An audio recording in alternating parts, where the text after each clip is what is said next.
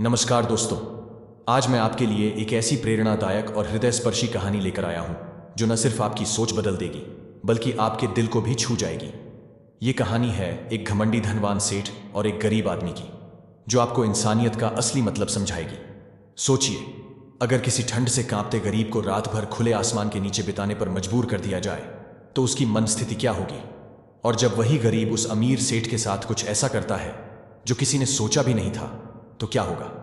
इस कहानी को सुनकर पत्थर दिल इंसान भी पिघल जाएगा और शायद आपकी आंखों में भी आंसू आ जाए। इसलिए इस वीडियो को अंत तक जरूर देखें, क्योंकि यह सिर्फ एक कहानी नहीं बल्कि जीवन का एक गहरा संदेश है। लेकिन उससे पहले, अगर आप भी भगवान महादेव और श्री कृष्ण के भक्त हैं तो इस वीडियो को लाइक करें, चैनल को सब्सक्राइब करें और कमेंट में हर हर महादेव, जय श्री कृष्ण जरूर लिखें। तो चलिए बिना समय गवाए कहानी शुरू करते हैं। किसी नगर में एक अत्यंत धनी व्यापारी रहता था। उसके पास इतनी अपार संपत्ति थी कि उसने अपने रहने के लिए कई भव्य महलनुमा घर बनवा रखे थे। उसकी सेवा में अनेक नौकर चाकर हमेशा तत्पर रहते और हर प्रकार की सुख सुविधाएं उसके कदमों में बिछी रहती थीं। जब भी सेठ को एक महल से दूसरे महल तक जाना होता तो वह साधारण व्यक्ति की तरह पैदल नहीं चलता, बल्कि शान से घोड़े पर सवार होकर जाता। उसका व्यापार पूरे सिंध प्रांत में फैला हुआ था और इसी कारण उसे बार बार लंबी यात्राओं पर निकलना पड़ता था। लेकिन हैरानी की बात यह थी कि सेठ इन व्यापारिक यात्राओं पर हमेशा अकेला ही जाता था। उसके पास ढेरों नौकर चाकर होने के बावजूद वह किसी पर भी विश्वास नहीं करता था। न कोई नौकर, न कोई साथी। सेठ अपने सफर पर हमेशा अकेला निकलता। इन यात्राओं के दौरान उसे घने जंगलों से होकर गुजरना पड़ता था और कई बार अलग अलग सरायों में ठहरना पड़ता था। उसका स्वभाव ऐसा था कि वह किसी पर भरोसा करने को तैयार ही नहीं था, इसलिए हमेशा वह सेठ अकेला ही यात्रा करने के लिए निकलता था। इसी तरह सेठ के दिन बीत रहे थे, लेकिन एक दिन कुछ ऐसा हुआ जिसने उसकी पूरी सोच बदल कर रख दी। एक बार की बात है, रात का समय था। सेठ अपने भव्य महल के सामने टहल रहा था। ठंडी हवा बह रही थी और चारों ओर सन्नाटा पसरा हुआ था। तभी उसने देखा कि सामने से एक बूढ़ा व्यक्ति धीरे धीरे उसकी ओर चला आ रहा था। उस वृद्ध के कपड़े अत्यंत फटे पुराने थे और सिर पर एक गठरी लादे हुई थी। जैसे ही उसने सेठ को देखा, वह थका हारा सा रुका, अपनी गठरी जमीन पर रखी और हाथ जोड़कर सेठ को प्रणाम किया। विनम्रता से वह बोला, श्रीमान, मैं बहुत थक गया हूं, कृपया यदि आप अनुमति दें तो मैं यहां रात बिता लूं। सेठ ने उसकी बात सुनी, लेकिन चेहरे पर कठोरता लिए बोला, यह मेरा महल है, कोई धर्मशाला नहीं। बूढ़े व्यक्ति ने विनम्र स्वर में फिर कहा, मैं तो बस आपकी घुड़साल के बाहर ही पड़ा रहूंगा, सुबह होते ही यहां से चला जाऊंगा। सेठ ने संदेह भरी नजरों से उसे देखा और ठंडी आवाज में बोला, लेकिन यहां तुम्हारी देखभाल कौन करेगा। बूढ़े व्यक्ति ने जवाब दिया, मुझे किसी भी चीज की आवश्यकता नहीं है, इसलिए किसी देखभाल की जरूरत भी नहीं। सेठ ने कठोरता से कहा, हमें क्या मालूम कि तुम कौन हो। अगर तुम्हें यहां रुकने दो तो किसी को तुम्हारी रखवाली के लिए यहां तैनात करना पड़ेगा। बूढ़े व्यक्ति ने हैरानी से पूछा, महाराज, ऐसा क्यों। सेठ ने कहा, क्योंकि क्या पता तुम रात को यहां से कोई चीज उठाकर भाग जाओ। यह सुनते ही बूढ़े व्यक्ति ने राम राम कहते हुए अपने कानों को हाथ लगाया, जैसे कि वह खुद को इस संदेह से दूर रखना चाहता हो। फिर उसने सेठ को पुनः प्रणाम किया, अपनी गठरी दोबारा सिर पर रखी और भारी कदमों से वहां से चल पड़ा। पर सेठ को क्या पता था कि यह साधारण सा दिखने वाला बूढ़ा व्यक्ति उसकी जिंदगी का सबसे बड़ा सबक बनने वाला था। रात घनी अंधेरी थी, आकाश में घने बादल छाए हुए थे और बीच बीच में हल्की बूंदाबांदी होने लगती थी। आंधी के आसार साफ थे, जैसे कोई बड़ा तूफान आने वाला हो। उस बूढ़े व्यक्ति की हालत पहले ही दयनीय थी। थकान से उसके हाथ पैर काम नहीं कर रहे थे और उसका आगे बढ़ना भी मुश्किल हो रहा था। सेठ के कठोर शब्दों ने उसे अंदर तक घायल कर दिया था। अब उसने नगर में किसी से भी मदद मांगने का विचार त्याग दिया। थोड़ी ही देर में मूसलाधार बारिश शुरू हो गई। जिस तरह रात का अंधकार गहराता जा रहा था, उसी तरह वह बूढ़ा भी अपनी गठरी सिर पर रखे लड़खड़ाते कदमों से आगे बढ़ता जा रहा था। कुछ दिनों बाद एक दिन सेठ अपने मित्रों और अन्य सेवकों के साथ शिकार खेलने के लिए जंगल की ओर निकल पड़ा। शिकार के दौरान उसकी नजर एक तेज दौड़ते हुए हिरण पर पड़ी और उसने तुरंत अपने घोड़े को उसके पीछे दौड़ा दिया। सेठ ने अपनी पूरी ताकत लगा दी, लेकिन वह हिरण उसकी पकड़ में नहीं आया। इस दौड़ धूप में सेठ अपने साथियों से बहुत आगे निकल आया और घने जंगल में रास्ता भटक गया। सेठ इधर उधर घूमता रहा, लेकिन कोई मार्ग उसे दिखाई नहीं दिया। लगभग घंटों वह जंगल में भटकता रहा। इतने में ही रात हो गई। आंधी चलने लगी, बादल छा गए। कोई भी ऐसा व्यक्ति नहीं था जो सेठ की किसी भी प्रकार से कोई सहायता कर सकता था। थकावट से चूर, निराश होकर सेठ एक वृक्ष के नीचे बैठ गया। लेकिन उसकी मुश्किलें यहीं खत्म नहीं हुई। आंधी इतनी तेज थी कि जंगल के पेड़ एक एक कर टूटने लगे। अंधेरा इतना बढ़ चुका था कि हाथ को हाथ नहीं सूझ रहा था। प्रकृति के इस प्रकोप से घबरा करके सेठ का जो घोड़ा था वह अपने बचाव के लिए इधर उधर भागने लगा। लेकिन सेठ की हालत ऐसी थी कि उसे घोड़े को संभालने की भी सुध नहीं रही। कुछ देर बाद जब आंधी का वेग थोड़ा कम हुआ और थोड़ी थोड़ी बरसात होने से चारों ओर फैली हुई धूल धीरे धीरे बैठ चुकी थी। आकाश कुछ साफ हुआ और सेठ ने चारों ओर देखा कि उसका घोड़ा उससे वहां से जुदा हो चुका है। यह वही घोड़ा था जिसे सेठ ने 2 लाख रुपये देकर खरीदा था। वह इस घोड़े से बेहद लगाव रखता था और उसे बड़े प्यार से पाला था। सेठ ने उसे पालने में किसी तरह की कोई कसर नहीं छोड़ी थी। लेकिन आज वह उससे दूर हो चुका था। अब सेठ अकेला था, थका, हारा और बेबस। अब तो सेठ को घर पहुंचने की कोई भी उम्मीद नहीं थी। कहते कि सवेरा होने के आसपास रात का अंधकार बहुत बढ़ जाता है और इसी तरह आशा और सूर्य की किरणों के पहुंचने से पहले निराशा और दुख का अंधेरा भी बहुत अधिक हो जाता है। बहुत अधिक दुखी और निराश हो जाने पर उस सेठ को दूर से एक व्यक्ति आता हुआ दिखाई दिया। पहले तो उस व्यक्ति को देख करके वह सेठ सहम गया। कहीं यह कोई व्यक्ति चोर या डाकू ना हो जो उसे आकर के उसे लूट ले। परंतु जब उस व्यक्ति ने सेठ के पास आकर के नमस्कार करते हुए अपने होठों की मुस्कान से सेठ के हृदय को निर्मल कर दिया, सेठ को बड़ी उम्मीद दिखाई दी। उसे आशा का प्रकाश दिखाई देने लगा। हंसते हुए उस व्यक्ति ने सेठ से कहा, आप इतने क्यों घबराते हैं?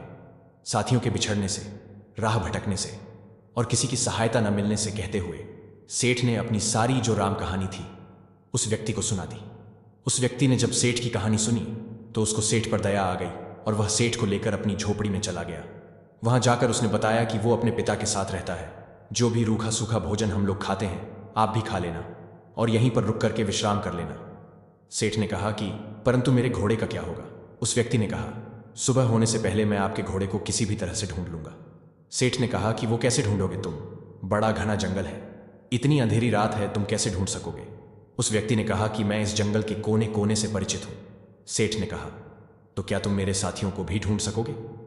उस व्यक्ति ने कहा, यदि वे इस जंगल में हुए तो मैं अवश्य ही उन्हें ढूंढ निकालूंगा। इस उत्तर को सुनकर के उस अमीर सेठ को बड़ा ही संतोष हुआ। उसके मन में बड़ी उम्मीद जगी और इस तरह से वह सेठ पूरी तरह से निश्चित हो चुका था। वह अब भी सोया नहीं था कि उस व्यक्ति ने सेठ के सामने एक दूध का कटोरा ला करके रख दिया। सेठ ने कहा कि यह क्या है महाशय? उस व्यक्ति ने कहा कि सेठ जी, यह हमारी बकरी का दूध है। सेठ ने कहा कि तुम्हारे पास कितनी बकरियां हैं? उस व्यक्ति ने कहा कि मेरे पास तो सिर्फ एक बकरी है। सेठ ने कहा, क्या एक बकरी इतना दूध दे सकती है या एक शेर से अधिक नहीं होगा? तुम भी पियो। उस व्यक्ति ने कहा कि नहीं, पिताजी ने कहा है कि आज का जो भी दूध है वह केवल अतिथि सेवा में लगाया जा सकता है। आज हम लोग दूध नहीं पिएंगे। सेठ ने कहा कि ऐसा क्यों? उस व्यक्ति ने कहा कि हमारे यहाँ सबसे बढ़िया चीज दूध को समझा जाता है और अतिथि की सेवा में हम लोग इसको पेश कर देते हैं। सेठ जी, मैं अपने पिताजी का इकलौता पुत्र हूं और हमारे यहाँ दूध को सर्वोत्तम भोजन माना जाता है। मेरे पिताजी ने यह आपके लिए भेजा है। सेठ भाव विभोर हो गया और विस्मय से बोला, तुम तो सचमुच देवता हो। युवक हल्की मुस्कान के साथ बोला, नहीं सेठ जी, देवता तो बहुत दूर की बात है। हम तो अभी तक संपूर्ण मानवता को भी नहीं अपना सके। सेठ उसकी विनम्रता से प्रभावित हुआ और गहरी भावनाओं के साथ बोला, नहीं भैया, मानवता तो तुम में कूट कूट कर भरी हुई है। इन्हीं बातों के बीच थका हारा सेठ कब नींद के आगोश में चला गया उसे पता ही नहीं चला। लेकिन युवक के मन में अभी भी एक कर्तव्य बाकी था। वह चुपके से उठा, अपनी मुट्ठी कसकर बंद की और बिना समय गंवाए सेठ के खोए हुए घोड़े को खोजने के लिए जंगल की ओर निकल पड़ा। सुबह का समय, घोड़े की तलाश में भटकते भटकते युवक को आखिरकार सफलता मिल ही गई। सुबह होने तक वह सेठ का घोड़ा लेकर वापस अपनी झोपड़ी पर लौट आया। जब उसकी मां ने देखा कि घोड़ा मिल गया है तो वह तुरंत उठ खड़ी हुई और उसके लिए दाना पानी जुटाने लगी। वह जानती थी कि घोड़ा जंगल में घास चरकर आया होगा, लेकिन फिर भी अतिथि के घोड़े की सेवा करना उसे अपना परम कर्तव्य समझा। उसकी मां ने सोचा, यदि घोड़े को दाना न मिलता तो शायद अतिथि सेवा अधूरी समझी जाती। जब सुबह के समय सेठ की नींद खुली तो उसने देखा कि उसका घोड़ा उसके सामने खड़ा है और आराम से दाना खा रहा है और वहीं युवक हाथ जोड़े खड़ा था। युवक ने श्रद्धा से कहा, आज ईश्वर ने हमारी लाज रख ली। सेठ ने उत्सुकता से पूछा, कैसे भैया? युवक ने विनम्रता से उत्तर दिया, सेठ जी, आपका घोड़ा सकुशल वापस मिल गया। यदि यह जंगल में और आगे निकल जाता तो शायद बाघ इसे अपना शिकार बना लेता। सेठ युवक की इस निःस्वार्थ सेवा से अभिभूत हो गया। उसकी आंखों में कृतज्ञता के आंसू छलक पड़े। उसने युवक को बार बार धन्यवाद दिया। उसी समय उस युवक की वृद्ध माता ने एक कटोरा भरकर ताज़ा दूध सेठ के लिए भेज दिया। यह उनकी सच्ची और निस्वार्थ अतिथि सेवा का प्रतीक था। सेठ ने दूध पीने के बाद घर लौटने की इच्छा जताई और विनम्रता से कहा, मैं तुम्हारे पिताजी से मिलना चाहता हूं। युवक सेठ की यह इच्छा सुनकर तुरंत अपने पिता को बुलाने के लिए घर के अंदर चला गया। उस समय उसके पिता बिस्तर पर लेटे हुए विश्राम कर रहे थे। जैसे ही युवक उनके पास पहुंचा, उसने आदरपूर्वक कहा, पिताजी, हमारे अतिथि महाशय आपको याद कर रहे हैं। उसके पिता ने पूछा, किस लिए? पुत्र ने कहा कि वे अब यहां से जाने की इच्छा रखते हैं। पिता कुछ पल चुप रहे, फिर बोले, उनसे कहो कि वे कुछ दिन और हमारे यहां ठहरें। पुत्र ने कहा कि मैंने उन्हें यही कहा था, परंतु वे ठहरने के लिए तैयार नहीं हैं। पिता ने गहरी सांस ली और बोले, अच्छा, तो उन्हें उनके घर तक छोड़कर आओ। पुत्र ने कहा, जाने से पहले वह आपके दर्शन करना चाहते हैं। पिता ने कहा, बेटा, अच्छा तो यही होगा कि मैं उनसे न मिलूं। पिता की इस तरह की बात को सुनकर के पुत्र को कुछ आश्चर्य हुआ। उसने अपने पिता के सामने मुख से कभी कोई शब्द नहीं कहा था। आज वह पिता को इस प्रकार देखने लगा मानो उसकी आंखों में प्रश्न स्पष्ट झलक रहा था। पिता ने अपने बेटे की आंखों में उठते सवालों को पढ़ लिया। उन्होंने धीरे से मुस्कुराकर उसे समझाने का प्रयास किया, बेटा, तुम शायद यही पूछना चाहते हो कि मैं अतिथि से इस प्रकार दूर रहकर उनका निरादर क्यों कर रहा हूं। पुत्र ने सिर हिलाकर सहमति जताई और कहा, हाँ पिताजी, मैं इस अनादर में आदर की भावना को समझ नहीं सका। पिता ने उसकी ओर देखा और गहरी गंभीरता से कहा, बेटा, इसे समझाना आसान नहीं है, परंतु यह भी अतिथि सत्कार का ही एक रूप है। पुत्र की उलझन और बढ़ गई। उसने कहा, पर पिताजी, मैं अब भी इसे नहीं समझ पा रहा हूं। पिता ने लंबी सांस लेते हुए कहा, यह एक व्यर्थ घटना है जिसे बताने की आवश्यकता नहीं है। पुत्र ने पिता से विनम्रतापूर्वक पूछा, अच्छा पिताजी, तो मैं अतिथि महोदय को आपके बारे में क्या कहूं? पिता ने कहा कि यही कि उनसे बस इतना कह देना कि पिताजी वृद्ध और रोगी हैं। वे बिस्तर से उठकर चलने फिरने में असमर्थ हैं, इसलिए बाहर आना उनके लिए कठिन है। पुत्र ने अपने पिता का संदेश सेठ तक पहुंचा दिया। सेठ यह सुनते ही व्याकुल हो उठा और दृढ़ता से बोला, इस पवित्र स्थान पर आकर मैं ऐसे महात्मा से मिले बिना यहां से कैसे लौट सकता हूं?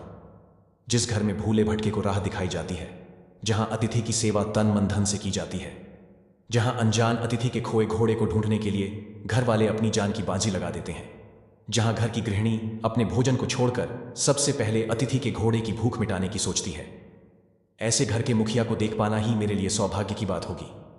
तुम्हारे पिता के दर्शन कर लेना मेरे जीवन की सबसे बड़ी उपलब्धि होगी। पुत्र ने सेठ का यह संदेश अपने पिता तक पहुंचा दिया।